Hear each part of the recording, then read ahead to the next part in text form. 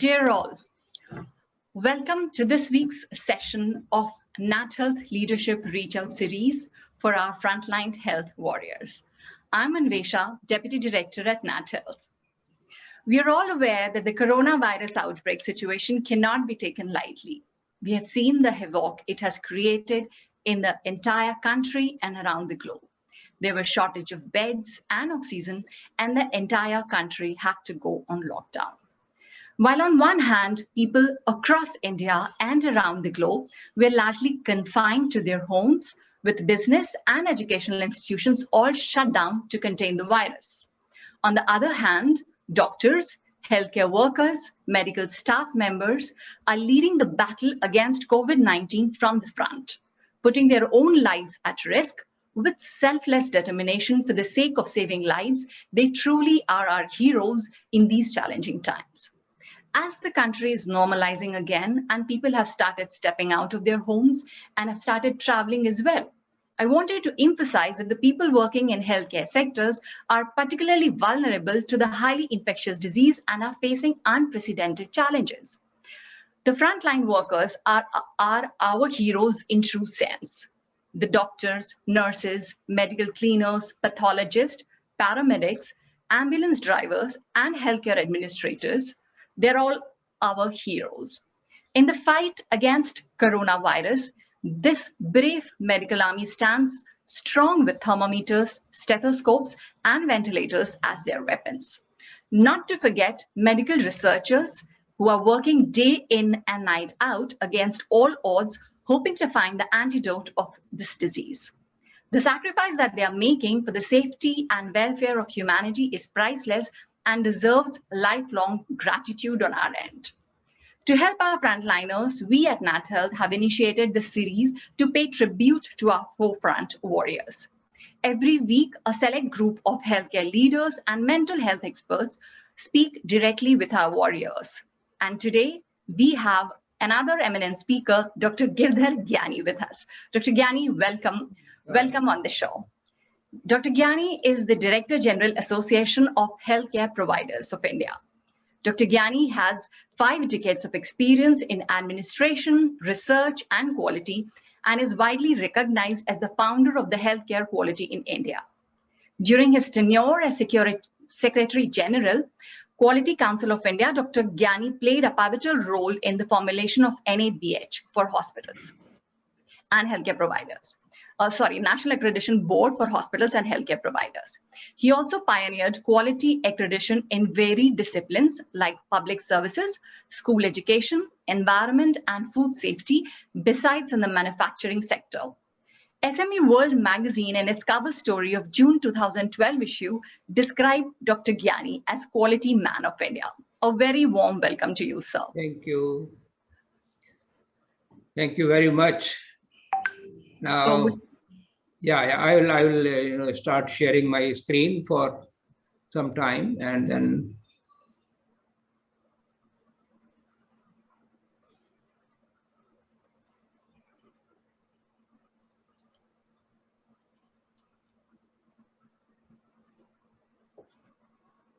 thank you very much again, and thanks to Nat Health for bringing this kind of series. And you see, mostly we keep talking to the doctors and nurses, but I think the talking to the front line, which includes, of course, the doctors and nurses, besides allied healthcare. I think this series, I'm very appreciative of the Nat Health that they are focusing on the entire front line of the very difficult time which we are facing now. Let me show you the few concerns, because my talk is going to be a little different. I'm not going to talk too much on the COVID, because the issue here is that how do we really prepare our frontline staff? How do we prepare our organization? How do we prepare the hospital to face such difficult times? So I'll be going into that macro scale of the subject. But before doing that, let me highlight these are the 10 major concerns which we have faced during COVID phase 1 or COVID wave 2. And I don't know whether wave 3 is going to come or not. So the first one is healthcare never faced this kind of leadership and teamwork effort. You see, hospital को चलाना generally हम लोग बहुत difficult नहीं मानते थे, क्योंकि hospital is all well set organization, and दूसरा ये है कि हम लोग जो है ना ड्राइविंग सीट पे रहते हैं हमेशा, तो लीडरशिप के ऊपर कभी इतना प्रेशर नहीं आया which we have faced this point of time. उसके अलावा जो हमने देखा particularly in wave 1, initially there was so much of a fear because this virus was completely unknown. Behavior जो इसका था वायरस का वो पता ही नहीं था कैसे होना है. So there was so much fear we saw among the doctor, nurses and the paramedic staff. PPE kit available नहीं होती थी. Infection control protocol भी proven नहीं थे उस समय. So I think इतना डर था उस समय कि पहले हम पेशेंट को देखें या अपने आप को देखें. But I think gradually we overcome that fear, and wave 2 में आते आते we have learned how do we keep ourselves safe. लेकिन in the meantime wave 2 brought a disaster. This Delta virus, the infection rate and the spread of the infection इतना ज़्यादा हो गया that in spite of our experience of wave 1, we were unable to cope with this kind of crisis. आप देखिए wave 2 में मुश्किल से 30% bed से ऊपर हम ऑक्सीजन देते थे. इस बार 90 to 95% बेड्स के ऊपर हमें ऑक्सीजन की जरूरत पड़ रही थी. उसके अलावा जो था the kind of medication protocol से we kept changing. We means ICMR, Ministry of Health, because every time we were learning and learning. So it really added too much of a confusion. So the management of COVID wave 2 was equally difficult as we felt in wave 1. So इसलिए मैं कह रहा हूँ कि leadership and teamwork, the hospital जहाँ पे doctor बैठ के पैरामेडिक्स को बात करता था, नर्सेस को बात करता था, एक कॉन्फिडेंस देता था कि okay this is the situation, this is the way we are going to face it, this is the kind of checklist. वो बातें जहां हो रही थी हॉस्पिटल के अंदर, we found things were comfortable. जिस हॉस्पिटल में बहुत पेशेंट लोड ज्यादा आ गया, there was a panic, then there was no dialogue between the doctor, nurses and paramedics. We found the management was lacking. So I mean this is the kind of mixed experience. तो मैं इसलिए कह रहा हूं कि leadership and team work became the key issue during wave 1 as well as during wave 2. एक और चीज सामने हमारे पास आई कि हमें अलाउ किया गया गवर्नमेंट द्वारा कि आप अपने बेड 30% बढ़ा दीजिए. तो हमने जहां जहां पॉसिबल था बेड्स बढ़ाए, वरांडाज में बेड लगा दिए. कहीं कहीं मैंने देखा 1-2 हॉस्पिटल ऐसे भी थे कि पार्शली रूफ टॉप क्रिएट किया, वहां पे कवर लगा के वहां पे बेड्स लगा दिए गए. तो बेड्स तो बढ़ गए, लेकिन स्टाफ ऑलरेडी कम था. Many of the staff had left, they were in quarantine, और पेशेंट लोड बढ़ गया. नाउ एक नर्स जो नॉर्मली 6 पेशेंट को देखती है, we found the same nurse was required to look after as many as 20 patients. So that is the kind of scenario which we were facing. The kind of death which happened during wave 2. Obviously, we may be very strong working in the healthcare. We understand, we understand the death. But in spite of that, kind of death jitni hui is baar, particularly young people, the way they were dying, usse staff ke moral ke upar definitely impact aaya. More so when many of the doctor, nurses and paramedic staff also were infected, and unfortunately many of them also did not survive. So I think that really brought the moral issue on the staff. Stress aa gaya, burnout ho gaya, kyunki most of the time many staff were doing 2 shifts at the same time and things like that. So this is a big issue, which we came across. Infection prevention control का जो requirement है, जो accredited hospital है NABH का, वो तो ठीक है, थोड़ा बहुत जानता है. But I think this time it went beyond. OPD से लेकर, रादर सिक्योरिटी गेट से लेकर और OT तक और ICU तक, हर जगह हमें इन्फेक्शन प्रिवेंशन एंड कंट्रोल के ऊपर emphasis I, and that became the key issue. Occupational health and safety of our own workers, I mentioned to it, was a major concern. Financial implication, wave 1 में I noticed our hospitals were having only 30% occupancy, क्योंकि उस समय Covid की वजह से patient कम आते थे और नॉन कोविड का तो कोई आता ही नहीं था. So I think the hospitals underwent serious financial implication. और उसके बावजूद, उसके अलावा हमें हॉस्पिटल्स में हमें 20% 30% एक्स्ट्रा पेमेंट ऑनरेरियम देना पड़ता था to keep the patient, sorry, to engage the staff for extra hours of duty, क्योंकि शॉर्टेज थी हमारे पास. आपको याद होगा वेव 1 में कितनी सारी नर्सेज हमारी इन्फेक्टेड हुई, कितने सारे स्टाफ नर्सेज इन्फेक्ट हुए, कई तो अपने होम टाउन में चले गए, because that was the kind of fear psycho among the staff. तो एक ये फिनेंशियल इम्प्लीकेशन आया. कम्युनिकेशन चैनल बहुत ही बुरी तरह से हमारा प्रभावित हुआ. You see, in the COVID time, if the patient is in the ICU or even in the normal ward, the family members are not allowed to come. Now, family members wanted to know about them, but वो जो channel था communication का, that I think in many places went big failure. तो ये यहाँ पे हमें बड़ा ध्यान रखने का है कि अगर पेशेंट आईसीयू में है तो हम अपने आप मॉर्निंग में और नाइट में कम से कम उसकी फैमिली को बताएं कि क्या इस पैरामीटर्स हैं, क्या वाइटल्स हैं, किस तरह से पेशेंट है. ये कम्युनिकेशन हम नहीं कर पाए ढंग से. उसके अलावा एक कम्युनिकेशन विद इन अपने यूनिट में, अपने फ्लोर के ऊपर, doctor nurse with in the allied health, वो भी हम थोड़ा सा नहीं संभाल पाए. तो this was another challenge, I will से, from my point of view. Facility response mechanism, suddenly हमें देख रहे हैं कि रात को 10 पेशेंट आ रहे हैं, बेड एक भी नहीं है हमारे पास, इमरजेंसी में कोई बेड नहीं है. तो how do we really line up these patient? They are waiting in the cars, they are waiting on the footpath, they are waiting on the road side. तो हम इस रिस्पॉन्स को कैसे इम्प्लीमेंट कर पाते? That was a big issue. Reporting of data was required to the government, to the ICMR and things like that. There also we had a problem. And finally, non-COVID patient थोड़े बहुत जो हमारे पास consult करना चाहते थे through telehealth, that also. So if you see, these are the 10 issues which actually bothered throughout the time of the COVID. And I think that is where now we want to see. So I will show in just 10 minutes my few slides what kind of organization we should be in time to come. क्योंकि अगर wave 2 चल रही है जो कभी खत्म नहीं हुई है, देखिए वेव 3 आएगी या नहीं, but virus is remaining, virus is not gone anywhere. Wave 3 क्यों आएगी? अगर हम थोड़ा सा इररिस्पॉन्सिबल हो जाए या वायरस का म्यूटेशन हो जाए और नया वेरिएंट एक पैदा हो जाए, डेल्टा की जाए कोई और डेल्टा प्लस प्लस आ जाए और जो कि ज्यादा इन्फेक्शियस हो, that will result into wave 3. So nobody can really predict whether this will happen or not. But मैं आपके सामने 6 स्लाइड दिखाऊंगा जो कि हम डिस्कस करते हैं कि what should be the way our hospital should function.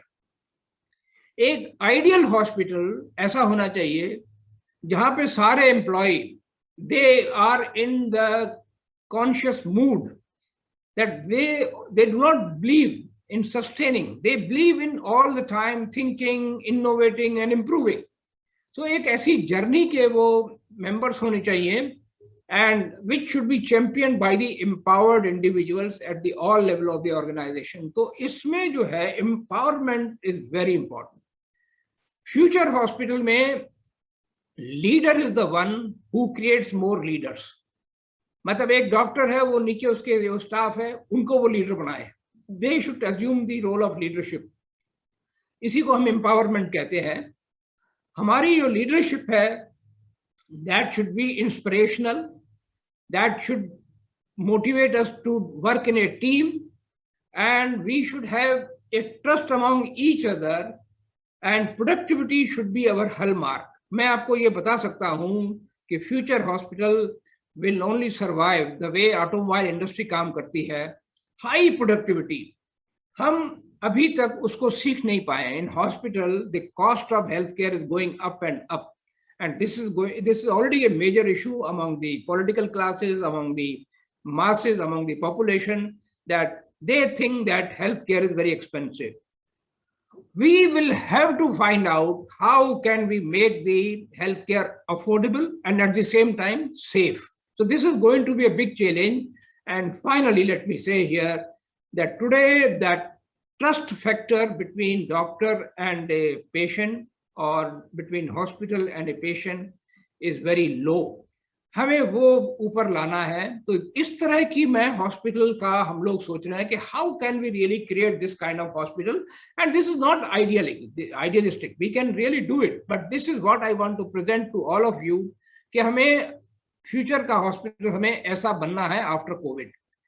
अब आप इसमें देखिए कि ये करने के लिए सिंपल सी बात है जो आप देख रहे हैं कि हमें एक लीडरशिप का एक पिलर है, हमारे यहाँ एक टीम वर्क है और हमें एक कंटिन्यूस इंप्रूवमेंट करना है और टोटल पेशेंट डिलाइट कह लीजिए, इस तरह का मॉडल हमें बनाने का है. तो बहुत ये सोचने वाली बात है. Now coming to the topic of the today's, जो हमारे फ्रंट लाइन स्टाफ हैं, देखिए ये मैंने इन्वर्टेड पिरामिड बनाया है. नॉर्मली आप देखेंगे पुराने जमाने में हम बनाते थे ऊपर टॉप पे टॉप मैनेजमेंट होता था, मिडिल मैनेजमेंट होता था, फिर नीचे होता था स्टाफ. इसमें इसको उल्टा करके दिखाया गया है. हमारा हॉस्पिटल ऐसा होना चाहिए कि सीईओ जो है हॉस्पिटल का वो नीचे है, वो अपने पूरे मतलब अपने कंधों पे बोझ उठाए हुए है सबका. It is trying to empower the consultant doctors. उसके बाद जो फ्रंट लाइन स्टाफ हैं, पैरामेडिक्स हैं, नर्सेज हैं, रेजिडेंट डॉक्टर्स हैं, जो पेशेंट रजिस्ट्रेशन कर रहे हैं, डे टू डे मॉनिटरिंग कर रहे हैं स्टाफ पेशेंट की, IPD admission, OPD admission, discharge certificate, फी कलेक्शन, ये सारे जो चीजें आप देख रहे हैं ऊपर, सबसे ज्यादा एम्पावरमेंट आपका यहाँ होना चाहिए. अब वो टाइम आ गया है कि पहले हम देखते थे कि रजिस्ट्रेशन डेस्क पे हम जो बहुत ही बेकार आदमी होता था ना हॉस्पिटल के अंदर, कभी कभी कहते थे इसको रजिस्ट्रेशन में बिठा दो. Now it is no. Registration should have best of the staff who can really deal with the patient at the entry point. तो ये जो चीज है empowering the front line is going to be the key word in time to come. अब हमें staff को आपको जो इन्वॉल्व करना है, अगर आपको कोविड जैसी बीमारी, कोविड जैसे आपदा से हमें लड़ना है अगर, तो हमें हॉस्पिटल को ऐसा बनाने का है कि हमारे ऑब्जेक्टिव बड़े सिंपल होने चाहिए, कॉमन होने चाहिए. ये हम बहुत गलती करते हैं. हम कई बार सोचते हैं कि जो एचओडीज हैं हमारे या जो एडमिनिस्ट्रेटिव स्टाफ है उन्हीं को पता होने चाहिए कि हॉस्पिटल के ऑब्जेक्टिव क्या है. नहीं, जब तक आप ऑब्जेक्टिव शेयर नहीं करेंगे down the line for the paramedical staff, housekeeping staff, everybody, you will not be able to achieve this synergy. So the objectives have to be common, shared across everybody. Empowerment आपको पहले ही बता चुका हूँ. Mid term reviews हमें होते करते रहने पड़ेंगे. दूसरा, हमारे स्टाफ की प्रोफेशनल ग्रोथ, कैरियर प्रोग्रेशन इस समय हमारा बहुत ही खराब है. आप देखिए नर्स, अगर स्टाफ नर्स ज्वाइन करती है, स्टाफ नर्स रिटायर होती है. और जीडीए अगर कोई ज्वाइन करता है, जनरल ड्यूटी असिस्टेंट, वो जीडीए करके ही वहीं से रिटायर हो जाता है. There is no professional growth for them. How can we run the organisation on the basis. आप अगर आप कम्युनिकेशन का एक ऑर्गेनाइजेशन देख लीजिए या ऑटोमोबाइल की देख लीजिए, टेक्सटाइल की इंडस्ट्री देखिए, वहां पे ग्रोथ होती है. इवन वर्कर जो है वो सुपरवाइजर बनता है, सुपरवाइजर से और कुछ बनता है और बनते बनते जाके वो रिटायर होता है. हमारे हेल्थ केयर में ये नहीं है, इसलिए हम मोटिवेशन नहीं ला पाएंगे. तो this is a big challenge for all of us. मैं एक छोटा सा एग्जांपल आपको दे रहा हूँ आपके सामने. देखिए फुटबॉल टीम कैसे खेलती है. अभी आपने देखा यूरो कप हुआ और कितना उसको आप देखिए, पूरा इंग्लैंड की पूरी जनता रोड के ऊपर आ गई, कितना उसमें होता है वहां पर. आप देखिए कि वहां पे गोलकीपर होता है, डिफेंडर होते हैं, मिडफील्डर्स होते हैं, फॉरवर्ड्स होते हैं, सबके अलग अलग रोल होते हैं. फॉरवर्ड बहुत एथलेटिक्स होते हैं और डिफेंडर बिल्कुल ही सॉलिड रॉक की तरह काम करते हैं, एक वॉल की तरह काम करते हैं. लेकिन जब गेम खेला जाता है, इनसे पूछिए कि भाई आपके ऑब्जेक्टिव क्या है, डिफेंडर से पूछिए, वो ये नहीं बताएगा कि मेरा काम तो गोल को रोकने का है.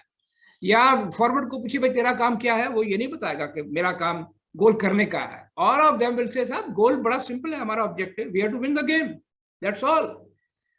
ऑन द कॉन्ट्ररी, अगर हम एक हॉस्पिटल को देखें तो हमारे यहाँ एक कंसल्टेंट की टीम होती है, एक रेजिडेंट डॉक्टर्स की टीम होती है, एक नर्सेस की टीम होती है, एक हमारे यहाँ अलाइड हेल्थ केयर वर्कर्स की टीम होती है.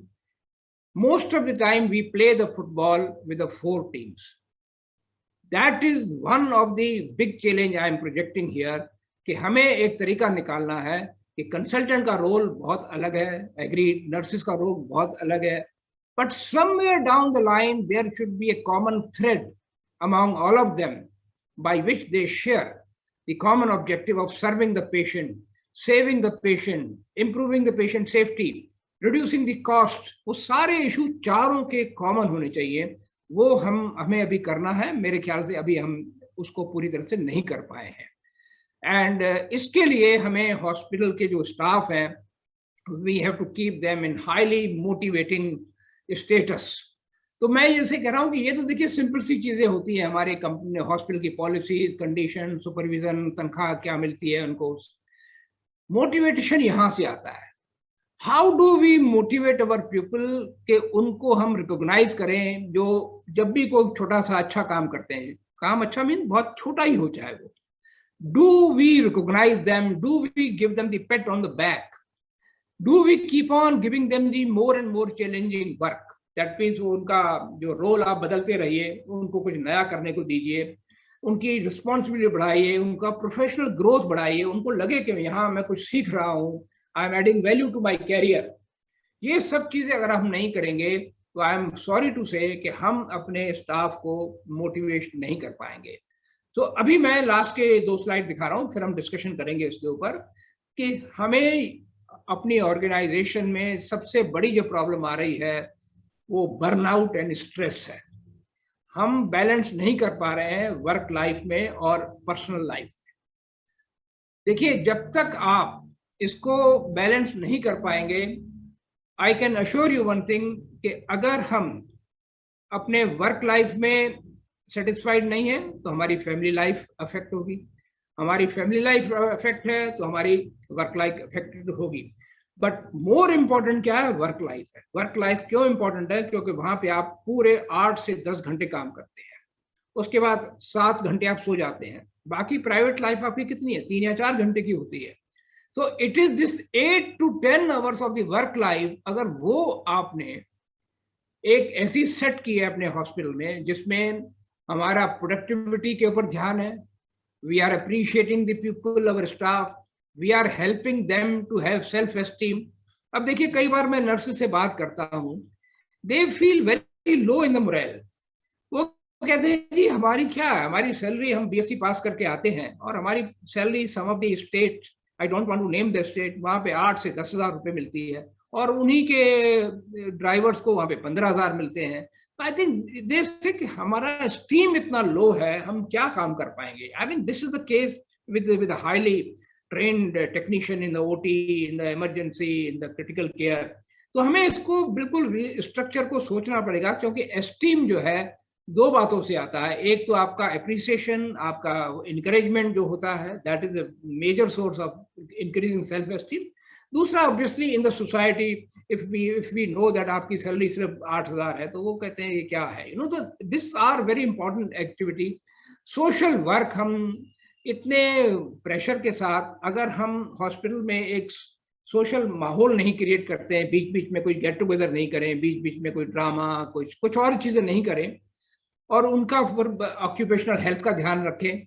और लास्ट इज वेरी इंपॉर्टेंट, अगर हम एम्प्लॉय को उसको ये कुछ ना कुछ बीच में ट्रेनिंग देते रहें। जरूरी नहीं कि नर्स को नर्सिंग की ट्रेनिंग दी जाए, नर्स को कंप्यूटर की ट्रेनिंग दी जाए, नर्सिस को एचआर की ट्रेनिंग दी जाए, नर्सिस को कुछ उनके रेजिलियंस को बढ़ाने की ट्रेनिंग दी जाए, यू नो। इसी तरह से अगर हम उनको उनकी वैल्यू बढ़ाते रहें, they get motivated and they will say this. ये सब करने के बाद आप देखिए प्राइवेट लाइफ जो है, जो फैमिली बॉन्ड है, फ्रेंडशिप, हॉबीज, ये सब आपको भी लानी है। तो हमें स्टाफ को ये बताना है कि this is what we are giving to you and this is what you should do as far as your personal private life is concern. तो इसीलिए ये जो चीज़ है मैंने बताई कि ये वर्क लाइफ बैलेंस क्यों इम्पोर्टेंट है, क्योंकि इससे आपका स्ट्रेस कम होता है। अगर आप हॉस्पिटल में स्ट्रेसफुल रहेंगे, आई कैन अश्योर यू, जब आप घर जाएंगे शाम को, आप वो स्ट्रेस आप ट्रांसफर करेंगे अपने फैमिली को, अपनी वाइफ को, और अगर लेडी है तो अपने हस्बैंड को, अपने बच्चों को। Is very important, you know, your family life also will get disturb. It means obviously the better physical health, it helps you to be in the present, it improves the relationship, it makes you more productive, it brings happiness and fulfillment, and finally it raises bar for higher level of success. Otherwise जो nurse है वो nurse भी उनके retire होने वाली है, no fun, you know. But if you provide that environment, nurse चाहेगी कि मैं बाद में administration में जाऊँ, बाद में मैं CEO बनूँ, and actually I have seen many nurses and many paramedic staff have gone up and to become the CEO of a hospital. So this is my last slide, कि अगर हमें successful रहना है, हमें अपने स्टाफ को motivated रखना है, क्योंकि देखिए अगर हम कहें कि कोविड को ट्रीट करने के लिए ये प्रोटोकॉल्स हैं, I think that we are doing very small level. हमें एक्चुअली बिग पिक्चर प्रोड्यूस करनी है अपने हॉस्पिटल के अंदर, अपने स्टाफ को एम्पावर करना है, कैपेबल बनाना है, so that they will be able to deal with any why COVID, another COVID comes, they will be able to deal with that. तो ये जो चीजें हमें 10 कमांडमेंट में फ्रंटलाइन स्टाफ के लिए बता रहा हूँ कि आपको हमेशा प्रेजेंट में रहने का है. You no, you be in the present, be grateful for what you have got, appreciate little things around you. छोटी छोटी बातों के ऊपर आप फोकस रखिए, बहुत अच्छी उससे आपको प्रेरणा मिलती है, इंस्पिरेशन मिलती है आपकी. Take time to reflect, do not run that fast. हम बहुत कई बार ना इतना भागा दौड़ी में लगे रहते हैं, we forget you know few good moment to be with in our self. वो आप ख्याल रखिए. Keep learning and adding value. सबसे इंपॉर्टेंट बात जो मैं कहूँगा, appreciate achievements of the colleagues. हम अपने साथियों की, अपने अगर नर्स है तो नर्सेस की, डॉक्टर है तो डॉक्टर्स की, एलाइड हेल्थ केयर, जब भी उनको कोई सक्सेस मिलती है, चाहे छोटी है चाहे बड़ी है, उनकी फैमिली में सक्सेस मिली, उनके ऑफिस में सक्सेस मिली, please whole heartedly appreciate. I tell you, the joy which you will create on their faces will come back to you. So this is a very important point which we are very poor in general in our country. I will say your well-being is the most important. अपना ख्याल सबसे पहले रखिए. अगर अपना ख्याल आप नहीं रखेंगे, आप पेशेंट का ख्याल क्या रखेंगे, आप अपने फैमिली का क्या ख्याल रखेंगे. Focus on winning the war. Ego को खत्म करिए. आप ये ध्यान रखिए, आपको एक वार जीतनी है लाइफ के अंदर. ये छोटी छोटी बातें, बैटल नहीं जीत, बैटल आप हारते रहिए, देयर नथिंग टू वरी. छोटी छोटी बैटल आप फ्रंट पे हारते रहिए, nothing to worry. But life की आपको वार जीतनी है. आपका जो इमोशनल कोशिएंट है, स्पिरिचुअल कोशिएंट है, उसको आप इम्प्रूव करिए, उसको बढ़ाने में कर दीजिए. बी योर ओन जज. आपको जज करना है, दूसरा कोई जज नहीं करे. आप अपने आप को जज करिए कंपैशन में, क्योंकि आप हेल्थ केयर में हो, एम्पैथी में, इंटीग्रिटी में, and honesty of the purpose. I think with these things you will be able to come up and be prepared. तो मैंने जो बातें आपको बताई है, थोड़ा सा हट के बताई हैं. यू मस्ट बी एक्सपेक्टिंग कि मैं आपको कोविड के ऊपर लेक्चर देने वाला हूँ. वो मैंने आपको एक स्लाइड दिखा दी. But my main objective was that how do we prepare yourself to face not only COVID but also the war of the life. So I think अब इसके बेसिस के ऊपर मैंने आज जैसे आपको कहा कि अभी हमारे पास करीब 20-25 या 15-20 मिनट हैं, तो इसके ऊपर जो आपके सवाल हैं या डिस्कशन है, I would like to engage. Doctor साहब, एक्चुअली मैंने बहुत एंजॉय किया जिस तरह की आपने बातें की. इस मंच में मैं पहली दफा ही सुन रही हूँ. आपने प्रोफेशनल ग्रोथ की बात की, आपने हर्सबर्ग्स मॉडल की बात की, top down, top to bottom approach, I mean bottom to top approach की बात की. तो मुझे बहुत ही मजा आ रहा था, और आई एम श्योर हमारे जो दर्शक हैं, जिन्होंने ऑनलाइन हमें ज्वाइन किया, उन्हें भी बहुत मजेदार लग रहा था, क्योंकि हमारे पास बहुत सारे सवाल आ रहे हैं. कुछ एक दो सवाल बड़े इंटरेस्टिंग है, मैं एक एक करके वो सवाल लेती हूँ. एक तो ये जो आपने बात की ना कि hospitals should focus on the professional growth of their frontline and allied healthcare workers. So जो सवाल आ रही है वो ये है कि how many hospitals do you think in India are prepared to take up this challenge, or they have started thinking in this manner? I mean, are we all prepared to take this leap? ये एक सवाल आया है. That's right. Actually मैं क्या कहूँ, actually हम तो like NetHealth, I'm also in HPI, we are doing the same workload, and we can share each other the same concerns. Actually, मैंने जैसे कहा कि हॉस्पिटल को मैनेज करना इसलिए आसान माना जाता था कि we are in the sellers market. देखिए, जब हमें बेड्स की कमी है, हॉस्पिटल्स की कमी है, तो पेशेंट हमारे मर्जी के ऊपर हमारे पास आता है. We are not in that competitive field. जैसे अगर आप कार मैन्युफैक्चरर के पास जाएं, तो आपके पास 10 कारों की चॉइस है. You can choose any car, any colour, any model. वो हमारे हॉस्पिटल में नहीं है. तो एक तरह से हमारा काम आसान है, लेकिन अभी हमें बदलना है अपने आप को. We are dealing with the lifes of the patient, life of the human being. Patient safety, medical errors, कितनी सारी मेडिकल एरर्स होती हैं, एक्चुअली हमें पता ही नहीं लगता। जो मेडिकल एरर कर रहा है उसको भी बेचारे को पता नहीं चलता, क्योंकि उस सिस्टम में हमने बनाया नहीं है उसको। तो coming to your question now, I will tell you few things. आप ये देखिए कि आप कितना ही सेल्फ मोटिवेटेड, एक मतलब नर्स का एग्जांपल लेता हूँ, कितनी भी वो सेल्फ मोटिवेटेड है, इसलिए वो नर्स बनी है बेचारी, लेकिन वो 4 साल 5 साल 6 साल 10 साल वही नर्स बन के वो रिटायर हो जाती है। हमने उसके लिए कैरियर प्रोग्रेशन रखा ही नहीं है। Some hospitals have created their own progressive line, क्या अच्छा भाई आपको हम क्रिटिकल केयर नर्स बना देते हैं, लेकिन गवर्नमेंट में, जिसको मैं कहता हूँ इंडियन नर्सिंग काउंसिल, उसने कोई ऐसा प्रावधान नहीं किया है। सिमिलरली जीडीए, आप जीडीए जो है हमारे हॉस्पिटल में मुश्किल से 20% सर्टिफाइड जीडीएज हैं इस समय, बाकी जीडीएज हमारे पास कॉन्ट्रैक्ट पे आते हैं through the, this is not a good one. GDA also is equally important, वो कई बार जो है ऑक्सीजन को जाके देखता है, मॉनिटर को देखता है, ये भी इम्पोर्टेंट लोग हैं भाई। तो मैं ये चाहूंगा कि हमारे हॉस्पिटल इस बात को तैयार हो जाए कि they should all engage, health care sector skill council है हमारे यहाँ, उसके द्वारा सर्टिफाइड जीडीए सब होने चाहिए, और उसके बाद जीडीए एंड नर्स के बीच में कोई है कैडर क्रिएट करें, लेट अस से पेशेंट केयर असिस्टेंट, कि एक जीडीए 3 साल के बाद वो बन जाए, तो उसको एक काम चाहे वो वही करे, लेकिन उसको एक मिलना चाहिए कि आई एम नाउ प्रमोटेड। तो ये बहुत ही शॉर्ट कमिंग्स हैं इन अवर हॉस्पिटल, और मैं आपको ये बता सकता हूं कि आप टेक्निकली कितनी भी आप एडवांसमेंट ले आइए, टेक्नोलॉजी कितनी भी ले आइए, लेकिन I think you also know it, I think the kind of position you are holding in net health, that एक ह्यूमन फैक्टर जो है ना अल्टीमेटली ड्राइव करता है। उस ह्यूमन फैक्टर को अगर हम मोटिवेट नहीं कर पाएंगे, I can tell you any amount of technology will not help us. So I think this is our joint effort should be Net Health, the HPI, that we prepare our future hospital on this human factor. Very well said, sir. Very well said. And I mean, we totally resonate whatever you are saying. जो दूसरा सवाल आ रहा है, आपने बहुत ही अच्छी चीज बताई वर्क लाइफ बैलेंस के ऊपर। ये बहुत ही चैलेंजिंग होता है, और ये सवाल हमारे किसी दर्शक ने भेजा है कि जब कपल्स में दोनों ही काम कर रहे हैं, then how do you maintain the work life balance. और कई बार हॉस्पिटल इंडस्ट्री में वो लोग अलग अलग शिफ्ट्स में भी काम करते हैं, तो शायद उनका शिफ्ट कभी मैच ही, मतलब बहुत मुश्किल से उनका शिफ्ट मैच करता है। तो ऐसे में आपका क्या सुझाव होगा कि कैसे फिर वो वर्क लाइफ बैलेंस मेंटेन करें, या फिर अपना पर्सनल टाइम कैसे निकाल पाएं? Yeah, that's right. देखिए, मैं आपको ये बता रहा हूँ कि हॉस्पिटल में मैंने इंडस्ट्रीज का एक बार सर्वे पब्लिश हुआ था, जिसमें ऑटोमोबाइल इंडस्ट्री, मैं बार बार उसका नाम ले रहा हूँ, तो उन्होंने एक रूल बनाया हुआ था कि हर एक इंजीनियर को 12 मैन डेज की साल में ट्रेनिंग लेनी कंपलसरी है। फिर नीचे सुपरवाइजर, फिर वर्कर तक उन्होंने कहा था कि इसको 6 मैन डेज की ट्रेनिंग देनी है।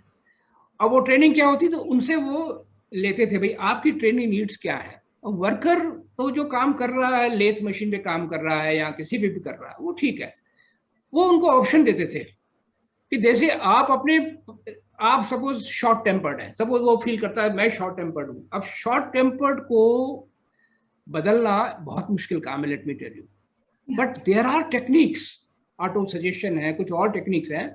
तो हम उनको क्या करते थे, हम ऐसे लोगों को, हमें पता लगता था ये लोग शॉर्ट टेम्पर्ड है। शॉर्ट टेम्पर्ड आदमी जो फैक्ट्री में है वो घर पे भी शॉर्ट टेम्पर्ड होगा। ऐसे लोगों को सामंजस्य बिठाना हस्बैंड वाइफ में और भी मुश्किल हो जाता था। तो what we used to do is, जैसे एक ऑर्गेनाइजेशनल डेवलपमेंट होती है थ्योरी, इसी तरह से हम पर्सनल डेवलपमेंट, तो उसमें हम उनके रेजिलियंस सेक्टर निकालते थे, और एक होता ना parent, adult and child communication कैसे होता है। हम बेसिकली कोशिश ये करते थे कि हम उनको एक बेटर ह्यूमन बीइंग कैसे बनाएं। एक बार आप उनके अंदर वो लालसा जगा दीजिए that I have to be good human being in my own eyes, automatically husband and wife वो एक तरीका निकाल लेंगे कि हम कैसे एक एडजस्टमेंट करें कि हम बच्चों को भी करें। Husband will like to sacrifice, wife, उनमें झगड़ा हो जाएगा रादर कि नहीं मैं सेक्रीफाइस करूंगी, वो कहेगा मैं सेक्रीफाइस करूंगी। ये करने के लिए हमें क्या है, ये ऐसे लोगों को हॉस्पिटल कभी करता नहीं, let me also tell you very frankly, I have worked in this industry for so many year. हमारा काम होता है कि नहीं, उसको पेशेंट सेफ्टी में ट्रेन करो, इमरजेंसी में ट्रेन करो, इधर उधर सब ट्रेन करो। As a human being do we think on that? I think a time has come that we think on these issue. और बहुत इंपॉर्टेंट आपने ये सवाल उठाया है कि बिकॉज आज के टाइम में हस्बैंड वाइफ काम कर ही रहे हैं, क्योंकि उसके बिना गुजारा नहीं है। तो अंडर किसी के पेरेंट्स हैं, they are lucky of course that they can look after their children, but अगर पेरेंट्स नहीं हैं, बच्चे छोटे हैं, आई थिंक सोसाइटी में बहुत इस समय problem. I think to this human being, making them good human being. देखिए, there are instrument, Anvesha, I can give you one instrument and I can find out your attributes. पता चल जाएगा कि आपके एट्रीब्यूट्स कहाँ शॉर्ट है, कहाँ स्ट्रॉन्ग पर्सनैलिटी है आपकी, कहाँ वीक है। Why can't we do that with among our staff? And इसके लिए मैं लास्टली सजेशन आपको दूंगा कि HR function in a hospital 5-6 साल से थोड़ा सा लाइमलाइट में आया है। उसके पहले हम एचआर में, अगर कोई अच्छा एचआर प्रोफेशनल है, वो हॉस्पिटल कभी ज्वाइन नहीं करता था। वो कहता था मेरा एचआर का कोई रोल ही नहीं है हॉस्पिटल में। डॉक्टर आता है, वो अपना चला जाता है, नर्स आती है, उससे चले जाते हैं, मेरा कोई काम ही नहीं है। यू नो दैट डेवलपमेंट जो है ना, पर्सनैलिटी डेवलपमेंट का रोल होता ही नहीं है अस्पताल में। So I think as compare to any other industry, I will say सबसे ज्यादा सेंसिटिव काम हम हॉस्पिटल में करते हैं, और इन लोगों को गुड ह्यूमन बीइंग होना बहुत जरूरी है। तो आई थिंक बहुत अच्छा सवाल जिसने उठाया है ये। तो I think we must focus on this human being, how do we make that good human being so that they can have that resilience, they can bear out the stress, you know, ये चीजें हमें लानी पड़ेंगी। धन्यवाद, बहुत ही सटीक जवाब दिया आपने। एक और सवाल जो आया है, और आपने अपनी प्रेजेंटेशन में भी मेंशन किया था, कि जो ट्रस्ट फैक्टर है हॉस्पिटल्स और पेशेंट्स के बीच, डॉक्टर्स और पेशेंट्स के बीच, वो उसमें थोड़ी कमी आई है। और हमने उसके उदाहरण भी देखे हैं, कई बार देखे हैं कि भले जी जान से किसी ने किसी को बचाने की कोशिश की, पेशेंट नहीं बचा पाते हैं। तो एक तरफ तो ये गिल्ट फैक्टर भी रहता है कई बार हेल्थ केयर वर्कर्स के अंदर, और दूसरे उनके अगेंस्ट वायलेंस भी हो जाता है हॉस्पिटल्स में। तो ये गलत है, ये हम सब जान रहे हैं, बट इसके लिए आप क्या सुझाव देंगे? मतलब किस तरफ हमें वर्क करना चाहिए, ताकि इसकी रोकथाम हो सके? इसे मेरे कई साथी लोग डिमांड करते आए गवर्नमेंट से कि आप इसको नॉन बेलेबल ऑफेंस बनाइए, पुलिस को स्ट्रेंथन करिए, सिक्योरिटी बढ़ाइए। ठीक है, वो अपनी जगह सही है, लेकिन actually if you ask me what is the root cause, you see, I am now at the age, when if I go back by, let us say 50 years or maybe 60 years, तो हमें याद है कि doctor जो होता था वो RMP हुआ करता था, नॉट इवन एमबीबीएस, एंड वो हमारे फैमिली के लिए एक छोटा सा भगवान होता था। हमारे घर में शादी है तो पहला कार्ड उसके पास जाता था। We used to have that respect for the doctor. Let me tell you, that respect अभी गई नहीं है, रिस्पेक्ट नहीं गई है। क्या हुआ क्या है कि हेल्थ केयर में पहले मान लीजिए 50 साल पहले एवरेज लाइफ एक्सपेक्टेंसी 40 साल थी, आज वो 75 साल हो गई है। इसका मतलब हेल्थ केयर ने कुछ तो काम किया है ना, तभी तो आप लोग 75 साल तक जी रहे हैं। लेकिन क्या हुआ है, ये सब करने के लिए स्पेशलाइजेशन बढ़े हैं, सबसे बड़ा टेक्नोलॉजी आ गई है। टेक्नोलॉजी की करोड़ों रुपए की मशीन आती है, उसकी कॉस्ट होती है। तो हॉस्पिटल को ये सब चलाने के लिए now the cost has gone up. अब आम आदमी को क्या होता है, वो गवर्नमेंट अस्पताल में जाता है, वो फ्री ट्रीटमेंट होता है, but many times he is not happy कि नहीं मुझे प्राइवेट में जाना है। वो प्राइवेट में आता है, वहां पे 2 दिन के 30,000 रुपए लग गए। Then he gets worked up, वो फिर गालियां देता है, कुछ भी करता है। और अगर आउटकम मान लीजिए अच्छा नहीं आया, पेशेंट की डेथ हो गई और उसका बिल आ गया 4.5 लाख, तो कभी कभी ये गुस्सा नेचुरल है, आ जाता है, वो ही अनेबल टू पे। तो अगर मेरे से आप सही सवाल पूछे हैं, मेरा ओपिनियन पूछे, तो मैं कहूँगा cost of the health care is the one of the reason of violence against the hospitals. Actually ये वायलेंस अगेंस्ट द हॉस्पिटल्स होती है, उसमें डॉक्टर बेचारा बीच में आ जाता है या स्टाफ बीच में आ जाता है। डॉक्टर के अगेंस्ट वायलेंस नहीं होती है। इसका एक ही तरीका है, एक तो हमें देखना है कि हम कॉस्ट को कैसे कम करें, दूसरा ये गवर्नमेंट के ऊपर है कि जो उन्होंने स्कीम निकाली है CGHS, आयुष्मान भारत, ये वो, उसकी उन्होंने कॉस्टिंग ही नहीं की है। तो अगर आप प्राइवेट हॉस्पिटल को, गरीबों को वहां भेजते हैं, तो कम से कम उनकी कॉस्ट सही निकाल के हॉस्पिटल को रिम्बर्स करिए। और तीसरी चीज, हम गवर्नमेंट हॉस्पिटल में जब मरीज जाता है, उसको हमें एक बिल देना चाहिए कि आपका एक दिन का खर्चा लड़के से 12,000 आया, 3 दिन का 36,000 आया, सब्सिडीज 36,000, जीरो हो गया बिल आपका। कम से कम पेशेंट को पता चलेगा कि गवर्नमेंट में भी मेरी खर्चा 36,000 आया था।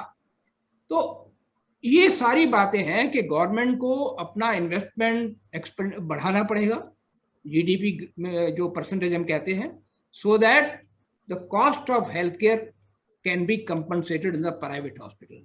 तो मैं यही कहूँगा कि फॉर्चुनेटली कहिए कि टेक्नोलॉजी की वजह से हम बचा पाते हैं जिंदगियाँ, लेकिन टेक्नोलॉजी की वजह से कॉस्ट भी बढ़ी है। तो इसको गवर्नमेंट ने रिकॉग्नाइज करना है और एंड आपका investment into the health care बढ़ाना है। इसका मेरे हिसाब से यही जवाब है कि डॉक्टर्स के अगेंस्ट में अभी भी कोई वायलेंस का कोई रीजन नहीं है, ये कॉस्ट की वजह से है। धन्यवाद एंड बहुत सटीक जवाब इसका भी। मैं एक अंतिम सवाल लेना चाहती हूँ। उसमें इन्होंने इस मुद्दे को उठाया है कि लोग अभी भी सोशल डिस्टेंसिंग नॉर्म्स फॉलो नहीं कर रहे हैं, मास्क नहीं पहन रहे हैं, और वैक्सीनेशन की दर भी बहुत अधिक नहीं है। ओनली 8% लोग वैक्सीनेट हुए हैं डबल डोज, जिनका पूरा वैक्सीनेशन हो गया है, और 16% हैव टेकन सिंगल डोज। सो ऐसे केस में अगर हम सोशल डिस्टेंसिंग नॉर्म्स नहीं फॉलो करते हैं, तो क्या थर्ड वेव एकदम से इंग्रेडिएंट नहीं है थर्ड वेव का आने का? सो उसमें आप क्या कहना चाहेंगे? मेरे जो फ्रेंड एपिडेमियोलॉजी में काम करते हैं, मैं उनसे बात करता रहता हूँ।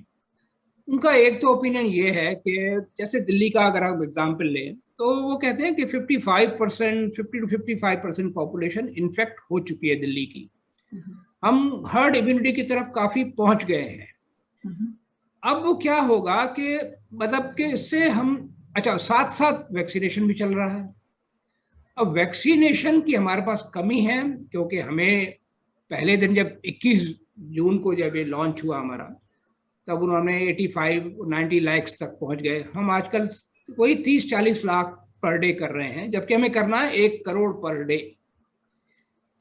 लेकिन एक गवर्नमेंट की तरफ से मैं कहूँगा एक राहत की बात यह है कि क्योंकि बहुत लोग अभी वैक्सीन लगाना ही नहीं चाहते हैं, तो जितने लगाना चाह रहे हैं उनको वो लगा रहे हैं फटाफट। दिल्ली में I think most of the people जिनको लगवानी है लगवा चुके हैं। लेकिन अगर आप गाँवों में चले जाएं, टियर 3 में चले जाएं, हमने कोई कोशिश नहीं की है। पोस्टरों से और भाषणों से वो लोग नहीं मानेंगे। आपने आशा वर्कर, आंगनवाड़ी वर्कर, ग्राम पंचायत, सरपंच, इनके थ्रू ये मुहिम चलानी है कि वैक्सीन आपको क्यों लगानी है। आराम से कन्विंस हो जाएंगे। आपके और मेरे कहने से शायद कन्विंस नहीं हो, उनके कहने से कन्विंस हो जाएंगे। और ये बहुत जरूरी है, क्योंकि वेव 3 तब आएगी, जैसे मैं बता रहा था, वेव 2 तो चल ही रही है, ये खत्म नहीं हुई है। इससे इन्फेक्शन थोड़ा बहुत जो चल रहा है वो चलता रहेगा। वेव 3 आएगी अगर इसी टाइम, एक तो लापरवाही से जैसे बहुत सारे लोग जा रहे हैं इकट्ठा, वो उसका स्प्रेड ज्यादा होगा। लेकिन इससे ज्यादा वेव 3 आएगी अगर आपका म्यूटेशन, कोई नया म्यूटेशन क्रिएट हो गया वेरिएंट, तब हम खतरे में आ जाएंगे। तो इसको देखते हुए हमें वैक्सीनेशन को बहुत बढ़ाना है, स्पीड को, और एट द सेम टाइम हमने इन सरपंच, आशा वर्कर, इन सबको इन्वॉल्व करना है to get the people vaccinated. और बाकी देखिए तो थोड़ा बहुत तो इसमें लॉ एनफोर्सिंग एजेंसी का काम है। कुछ हमने गलतियां की हैं, जैसे हमें पता था कि हिल स्टेशन पे हमें इतने ज्यादा लोग अलाउ नहीं करने हैं, तो हमें वो रिस्ट्रिक्शन पहले ही लगा देने चाहिए, वो हम नहीं लगा पाए, अदरवाइज शहरों में तो बाई एंड लार्ज लोग मास्क तकरीबन पहन रहे हैं, तो आई थिंक ये मिक्स्ड बातें हैं। गवर्नमेंट को और पब्लिक को और सभी को मिलजुल के ही काम करना पड़ेगा। एंड आई होप कोई नया म्यूटेशन नहीं आएगा और हम इसको, अब देखिए एक टाइम ऐसा आ जाएगा कि ये वायरस, जैसे और भी वायरस है इस समय, फ्लू का वायरस है, वो चलते रहते हैं, तब तक हमारे पास दवाएं भी आ जाएंगी, वैक्सीन के अलावा दवाएं भी आ जाएंगी। So we will be able to treat it as a normal disease. Hopefully that will happen in next 5-6 month. शुक्रिया, शुक्रिया सर। चलिए इसी नेक शब्दों के साथ हमें इस सेशन का अंत करना पड़ेगा। मन तो नहीं हो रहा है कि इसका अंत करें, इच्छा हो रही है कि और भी ये बातों का सिलसिला चलता रहे, बट समय की पाबंदी है और हमें इस सेशन को यहीं पे समाप्त करना पड़ेगा। तो बहुत बहुत शुक्रिया। मुझे जितना आनंद आया आपको सुनने में और आपसे सवाल करने में, आई एम श्योर हमारे जितने लोगों ने ऑनलाइन हमें ज्वाइन किया है उन्हें भी उतना ही आनंद आया होगा। सो डॉक्टर गिरधर ज्ञानी जी, थैंक यू सो मच हमारे शो में आए। Thank you to you as well as to NetHealth and to all the participants who were there. Thank you very much. All the best. Thank you, sir. I would also like to thank all our viewers who are watching this session. Stay tuned with us. We'll be back with you next week with yet another eminent speaker. Till then, bye-bye. Take care of yourself.